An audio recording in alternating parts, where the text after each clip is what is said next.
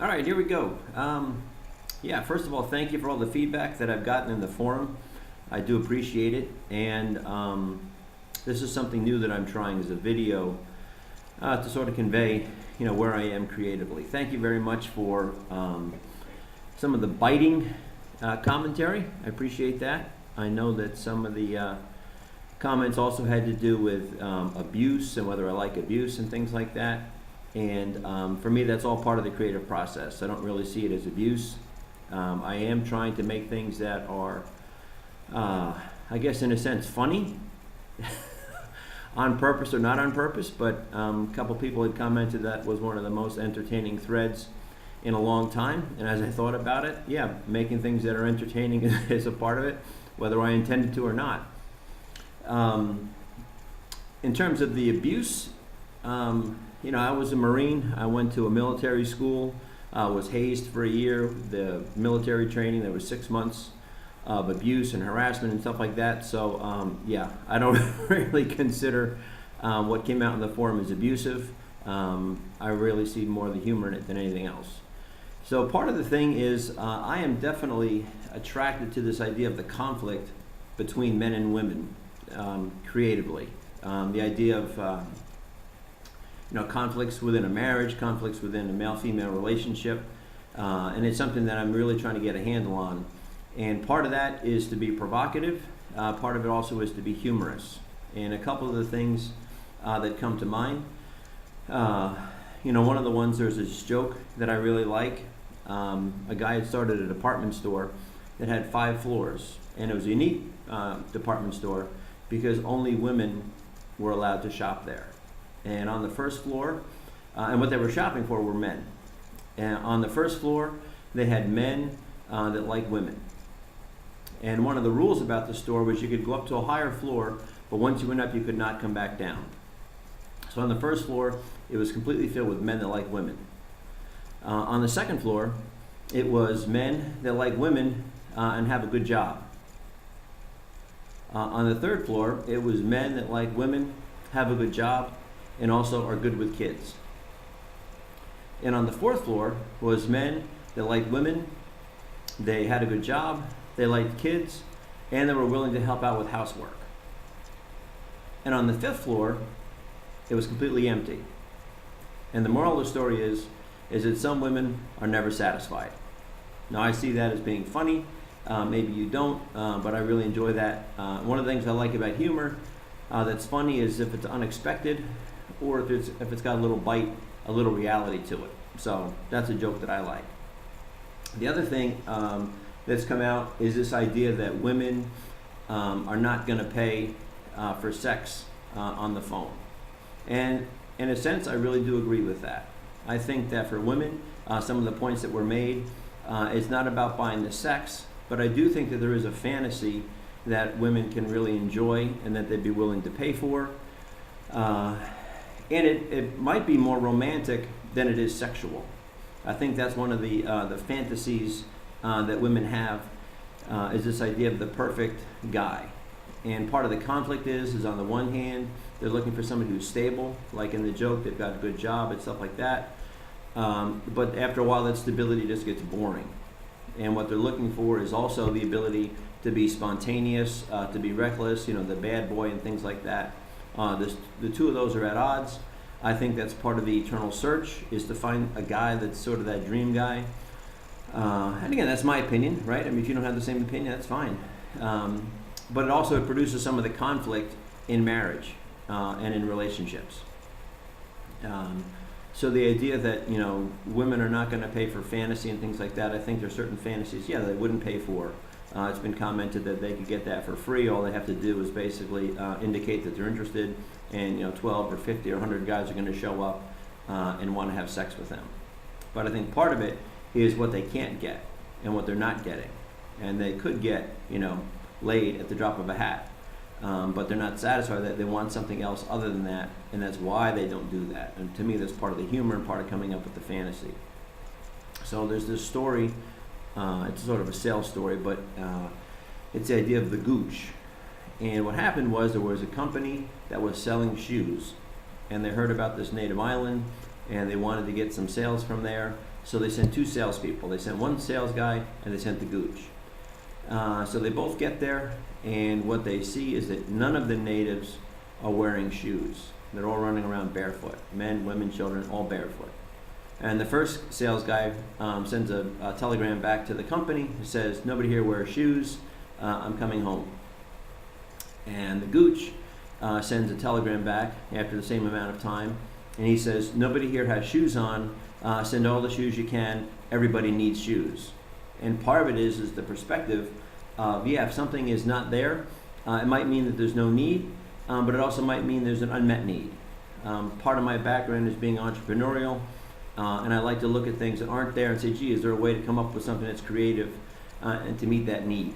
And one of the things I've done is I've got a couple different Instagram accounts. I put one in one of the posts that's touch relationship therapy. That's one aspect that I'm working on, is this idea of platonic touch and using the phone as a way to make a connection and a way to practice and to get back in touch with some of the feelings and relationship things. But I've also got another Instagram account, which is Phoebe Says TV. On Phoebe Says, that's my project that I'm working on to sell to female entrepreneurs. So people that are either artists, like people that are phone sex operators, people that are professional cuddlers, any sort of feminine sort of business idea where they're trying to turn an idea into money.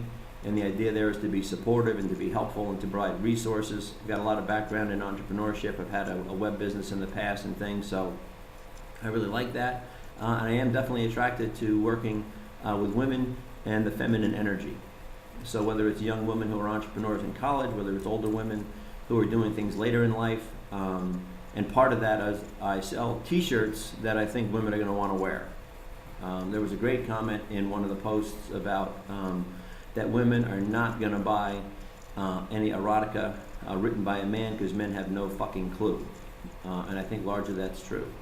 And that they're going to buy it from a woman's perspective.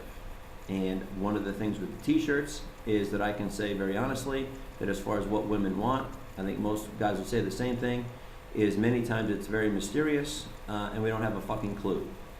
So what I do, which is classic entrepreneurship, is to not assume that I know, but rather to ask questions, get feedback, and see how it's going to go.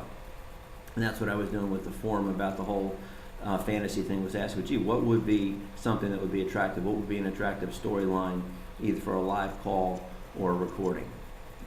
My sales thus far have all been to guys that are looking for guys. Totally okay with that. Some of it has been live calls, which I'm grateful for. Another part of it has been recorded things and goodie bags with pictures. So in the goodie bag, some of it's recording, some of it's video, some of it's still photos. I like photography, and that's a part of it, is putting it out there. Somebody had mentioned, and it's an idea that I've had already, and it was nice to hear somebody else say the same thing, is that maybe there's a way to make a YouTube channel and put some of the stuff up there that's funny. And I've got a YouTube channel. It's called Touch Relationship Therapy. I'll probably include a link in this post. And part of that might be is the humor aspect of this. I mean, for a divorced white guy to wanting to be a dom, and the comment about the doms that she turns into pillow biters. I mean, to me that's almost that's classic. I mean, that's funny. The pillow biting dom. And maybe, Casper Milquetoast, who's secretly a dom in his imagination, with the leather and things like that. I mean, this could just be like one gigantic, reality TV show with some of the comical, aspects of it. Somebody else had mentioned about, and I think it was a couple people back and forth about the idea that, I send off a weird vibe, that I'm look like I'm desperate to prove something. Yeah, that's true. There is definitely a weird vibe. There's definitely a weirdness about me. The Uncle Fester picture, I love that. The bald head and the dark shirt I was wearing definitely looked like Uncle Fester. And part of the humor is to be able to poke fun at myself, to be able to hear things, and see the humor in them. And that's part of the reason why I waited, for a couple days to respond, because some of the stuff is like, holy smokes. But I had to kind of sit with it. Yeah, it triggered some things from my past about, being in a group and being a new guy and getting, attacked, or, not really even attacked, but just, people not loving everything that I said and offering a contrary opinion. Usually it's hard for me to do that. I usually get very defensive, but I'm learning, thankfully, to slow down, to feel the feelings, to let it all settle. And again, that's part of entrepreneurship, is to separate, communication theory, the signal from the noise. What was sort of the static and what was like the real core content. I definitely appreciated the post about Slutty Emily, to give a shout out. Thanks so much for that idea about the audio recordings. I have been on that subreddit about that, and also the idea that she typically doesn't pay for it because there's so much out there that's free, which is true. I've seen that. I typically gravitate to the free things as well, and the idea that maybe that would be something, because there are times when she can't find something that she's looking for, that she pays for it, and that may be part of the secret sauce here, is to make things that are readily available. There's a ton of free content out there, but if you're looking for something and you can't find what you want, then maybe somebody breaks down, actually opens the wallet and pays for something. So again, this is a new idea. I don't think I can respond to all of the things as they come in. I'd like to. I was doing that for a while there. I certainly appreciate it, and most of the comments are, hey, thanks for your commentary, thanks for your commentary. But if I can't do that, part of the thing was, well, maybe I can go to email. I am looking for people who are willing to sort of engage back and forth, that want to be involved on a free basis. I did see some of the offers to do it for money. Thank you very much for that. And there may be a time when I want to pay for your help. And just want to say a quick shout out to Ren, Sweet Songbird. Thank you very much. Thank you very much. Thank you very much. It was that initial interaction with you via the email. We said, no, support really comes from the forums. That's where people get supported.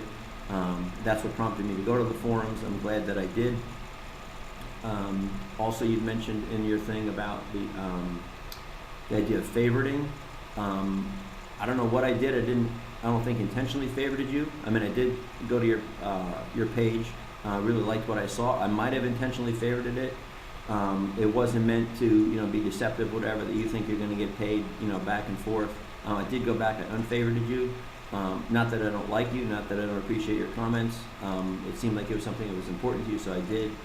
And I'm trying to sort of navigate this whole thing about how to do things with email, how to do things in the forum.